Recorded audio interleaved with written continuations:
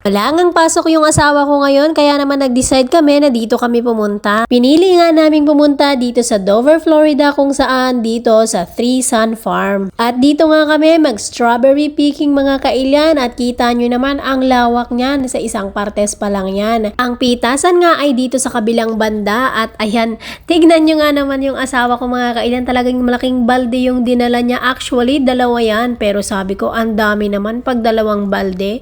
Kaya naman sabi niya, o sige, isa na lang daw ang pipitasin namin. Actually, maganda magpitas ngayon kasi maaga pa at walang tao. Mabilis talaga maglakad yung asawa ko mga kailyan kaya lagi siyang nauuna. And here we are, ready to pick our own strawberries. We're gonna fill that bucket, baby.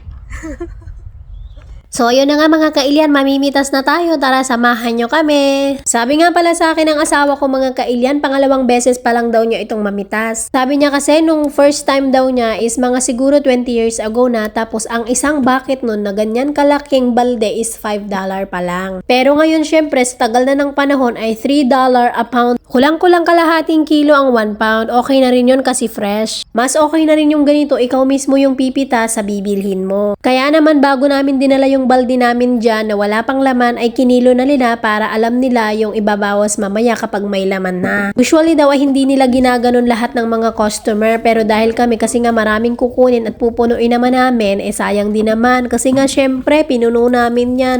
Nasa $76 din ang nabayad namin dyan mga kailyan. Kaya nga sabi ko sa asawa ko sobrang dami naman ito, dapat kalahati lang kasi hindi naman din namin makakain lahat ng fresh pa. Pero masarap din naman kasi itong gawing smoothie at mahilig din naman ako sa mga smoothie. Tapos syempre, pag gumagawa ako nun, hindi lang sa akin, para na rin sa asawa ko. Dati nung nasa UAE ako, ang daming mamili ng ganito yung asawa ng aking among babae. Pero ayoko siyang kainin kasi medyo maasim siya at hindi maganda yung lasa. Tapos nung unang pitas ko nga dito mga kailan ay kinain ko, aba masarap nga tapos medyo crisp pa siya. Di ba? Hanad pa nga na laylay, na kersang pailaang naimas. Medyo sumamit, nga dabasit alsam na. Sabi ko nga sa asawa ko, ang dami niyan. Lagi kong sinasabi sa kanya, ang dami niyan, di natin makakain. Alam niyo ba sabi niya mga kailyan?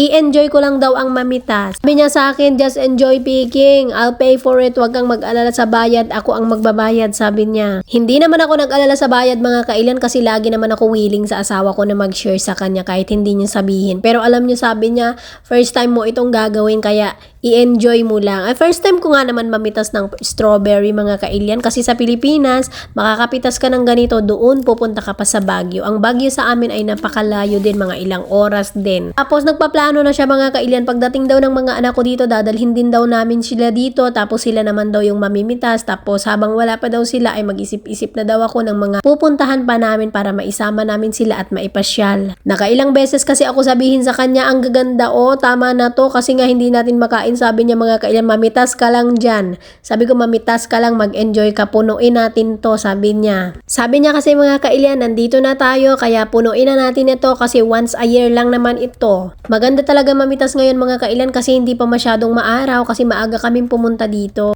9:30 pa lang kasi ng umaga ay umalis na kami sa bahay tapos ay dumaan muna kami sa post office para i-drop off yung aking ipapadalang coffee doon sa Washington. At pagkatapos nga namin sa post office ay dito na kami dumiretso. Nasa 45 minutes or less than an hour din ang biyahe papunta dito. Yan, napuno nga namin yung balde kaya naman sabi ko sa asawa ko, tama na yan, para na. Ayan, umalis na nga kami dyan. At syempre habang naglalakad, kumakain siya. Kumakain din ako. Tapos syempre ang ganda ng view kasi ang lawak-lawak mga kailyan ng kanilang strawberry farm. Dito nga sa banda dito yung pitasan, tapos yung sa kabila naman hindi pa. Pero ewan ko lang next week kasi ngayong Friday open sila. Tapos next week daw, Monday to Sunday ay open din sila. Unang araw ngayon ang open sila. Ang kagandahan ngayon mga kailyan, Friday wala masyadong tao dito kasi syempre karamihan nasa trabaho pa. Pag Sabado yan or Linggo, nako ang daming tao kasi katulad nung kasamahan ko nun sa trabaho, pumunta daw sila ng Saturday, super ang daming tao daw at crowded. Ngayon kasi bilang lang, kami-kami lang, tapos may mga ilan din dyan na namimitas.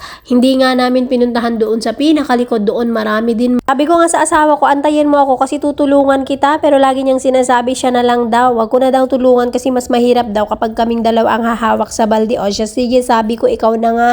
Bukod nga sa strawberry mga kailian, meron pa silang ibang mga benta. Diyan kasi kung saan namin yan dadalhin yung balde na ikikilo, meron din silang mga bentang kamatis, mga iba't ibang gulay. Diyan din kami bumili ng isang pirasong strawberry onion. May ganun pala mga kailian, sobrang laki. Parang mas malaki pa kaysa sa ulo ng baby na bagong panganak. At ang mura niya kasi $1.25 lang ang isang piraso. At ito na nga, magpapakilo na kami mga kailian, pero kumuha muna ako ng isang strawberry onion na $1.25 ang isang piraso kahit gaano pa yan kalaki. Thank you for watching.